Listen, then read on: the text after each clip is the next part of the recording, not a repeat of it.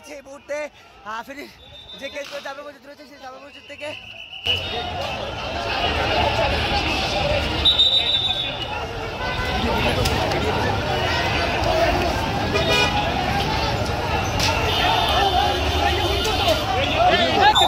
পরিস্থিতি অনেকটা থমথমে একটা রণক্ষেত্রে পরিণত হয়েছে দর্শক দেখতে পাচ্ছেন। ঠিক কিছুক্ষণ আগে মুসল্লিরা নামাজ শেষ করে এখনো কিন্তু বড় মসজিদের যে এলাকাটি রয়েছে সেখানে অবস্থান করছে। আস্তে